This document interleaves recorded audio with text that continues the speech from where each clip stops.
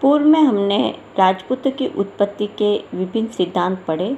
हम उसी का शेष भाग आगे कर रहे हैं। राजपूतों की उत्पत्ति के विभिन्न सिद्धांत जो थे वो विभिन्न मतों पर आधारित थे। जो विभिन्न मत जो इतिहासकारों ने दिए, कुछ इतिहासकारों के अनुसार अग्निकुंडीय वंश से उनकी उत्पत्ति हुई। कुछ के अनुसार वे प्रारंभ से क्षत्रिय थे और क्षत्रिय धर्म का पालन करने के कारण जो राज्यों की वो रक्षा करते थे, इसलिए वो राजपूत कहलाए। तो वो जो भी क्षत्रिय थे, चाहे वो बाहर से आए थे, चाहे वो स्थानीय थे, जिन्होंने भी क्षत्रिय धर्म का अंगीकार किया और जिन्होंने क्षत्रिय धर्म का अंगीकार करते हुए शासन किया, तो वे राजपूत कहलाने लग गए। उनके मूल में जो है, जो देश की रक्षा, राज्य की रक्षा और जनता की रक्षा और शासन वाला जो तत्व था वो मेन है। लेकिन फिर भी जो है विभिन्न प्रकार के जो मत हैं उनकी हम थोड़ी पुनरावृत्ति कर देते हैं।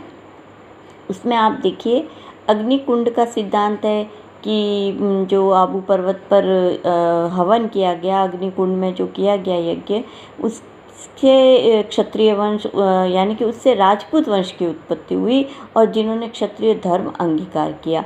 इसी प्रकार सूर्य और चंद्र वंशीय वाला सिद्धांत कि उनसे सूर्यवंशी जो पैदा हुए वो समस्त राजपूत थे और चंद्र वंश में जो पैदा हुए, जिन्होंने शासन किया, जिन्होंने राज्य को संभाला, वो सूर्यवंशी थे। इसी प्रकार विदेशी उत्पत्ति का भी सिद्धांत है जो हमने पढ़ा कि मध्य एशिया में इन्होंने जो है, मध्य एशिया से जो विदेशी जातियाँ आई या जो शक, कुषाण, हूण और ये सब जो थे वो इन्होंने यहाँ पर राज्य किए और स्थानीय जातियों से ये घुल मिल गए। उन सम्मिश्रण से या उनके शासन करने से जो उत्पत्ति हुई वो राजपूत कहलाई। इसी प्रकार जो है, जैसे ब्राह्मण वंशीय उत्पत्ति भी इनकी मानी जाती है। ऐसे ब्राह्मण जिन्होंने राज्य धर्म का अंगीकार किया, क्षत्रिय धर्म का पालन किया, तो वे जो है ब्राह्मण वंशीय कहलाने लगे, तो ब्राह्मण वंशीय राजपूत कहलाने लगे। इसी प्रकार जो आप देखिए, जो भी जैसे मध्य एशिया का सिद्धांत है कि मध्य एशिया से जो आए, जो वो वैदिक आर्य कहलाए। और क्योंकि इनका जो मध्य एशिया की जो जिंद अवस्था और कुछ जो ग्रंथ हैं और उनके जो कद काठी है, उनकी जो नस्ल है वो बहुत ज़्यादा मिलती है, तो ऐसा माना गया कि विदेशी उत्पत्ति में मध्य एशिया से आने वाले जो थे ये वैदिक आर्य ही मध्य एशिया से आए थे और इन्होंने यहाँ पर जो शासन किया। इन्होंने यहाँ पर जो कबीले आए और धीरे धीरे उन्हीं से स्टेट्स और उन्हीं से बड़े बड़े एम्पायर, साम्राज्य बनने लग गए। तो वो जो है उससे वो राजपूत कहलाए, वो ही राजपूत थे। ऐसा भी सर्वाधिक मान्य मत हालांकि यही है कि ये आर्यंस जो थे, वैदिक आर्य से जो है मध्य एशिया से जो आए थे, वैदिक आर्यंस जो थे, उनसे ही आगे जाकर राजपूतों की उत्पत्ति हुई। और चूँकि राज करने वाले जो थे वो राजपूत माने गए।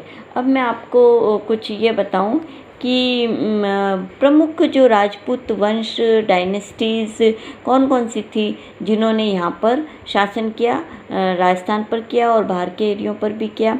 इसमें आप देखिए कि एक आप बात समझिए कि पूर्व मध्यकाल जो था, 7वीं शताब्दी जो थी, वहाँ से लेकर 12वीं शताब्दी तक का जो काल है, यानी कि 7वीं शताब्दी से 12वीं शताब्दी तक का जो समय है, उस दौरान जो जिन्होंने मुख्य रूप से जिन्होंने शासन किया, कुछ स्थानों पर दूसरे वंश का भी शासन था लेकिन मुख्य रूप से शासन किया, वो जो पूरा राजपूत वंश, वो राजपूत काल के नाम से पुकारा गया कि राजपूत वंशों ने इस समय, इन सदियों में, 7वीं से 12वीं सदी में राज्य किया, शासन किया, इसलिए ये राजपूत काल कहलाया। अब देखिए आप, इस कारण इसे जो इसमें मुख्य रूप से राजस्थान के ज़्यादा हैं, लेकिन अन्य भी हैं। बाकी आप देखिए मेवाड़ के, इसमें मैं राजवंशों का नाम लूँ तो उनमें थे मेवाड़ के गुहिल वंश, मेवाड़ के गुहिल वंश है। इसी प्रकार कन्नौज के जो हैं गहड़वाल थे। मेवाड़ के गुहिल वंश के बारे में आप जानते ही हैं कि जिन्होंने मेवाड़ पर राज्य किया, जिनका वंश बहुत उनका प्रसिद्धि उन्होंने प्राप्त की, मेवाड़ के राज्य का विस्तार किया। इसी प्रकार कन्नौज के गहड़वाल हैं, जयचंद के बारे में हम जानते ही हैं, और विभिन्न प्रकार के अन्य भी जो उससे पूर्व भी राजा हुए, गहड़वाल वंशी राजा हुए। इसी प्रकार गुजरात के चालुक्य वंश, गुजरात का जो था वो चालुक्य वंश कहलाता था, और जालोर के गुर्जर प्रतिहार वंश, और बुंदेलखंड के चंदेल वंश आप देखिए। इसी प्रकार मान्य खेत के राष्ट्रकूट के बारे में आप जानते हैं, मीर भोज वगैरह है ना, जो त्रिकोणीय जो संघर्ष हुआ उसमें राष्ट्रकूट, पाल, ये इन्होंने जो इनके बीच में कन्नौज को लेकर जो इनके बीच में जो संघर्ष हुआ उसे हम त्रिकोणीय संघर्ष कहते हैं। तो इसी प्रकार प्रतिहार, पाल और राष्ट्रकूट, इनके बीच में ये हुआ, ये 3 राजवंश थे।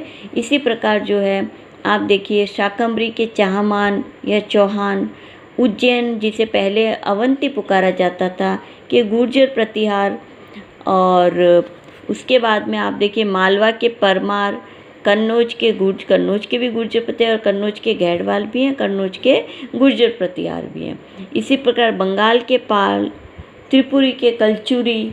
तो ये विभिन्न राजवंश हैं, इससे और भी राजवंश है जो कि राजवंश जिन्होंने राज किया, ऐसे वंश जो थे वो राजपूत कहलाए। तो ये सारे वंश, इनकी जो उत्पत्ति है वो यहाँ के बारे में हमने पढ़ा, और विभिन्न जो राजवंश है उनके नाम हमने आज स्थान और उनसे संबंधित जो डायनेस्टी है उसका हमने वर्णन किया। इसे आपको याद करके लाना है, और आप जो है प्रमुख राजवंशों के नाम और उनके संबंधित शासन का जो एरिया है, संबंधित राज्य का जो नाम है वो आपको लिख के लाने हैं, यानी कि वंश और संबंधित राज्य, वंश और संबंधित राज्य, वो आपको क्वेश्चन करके लाना है। Thank you.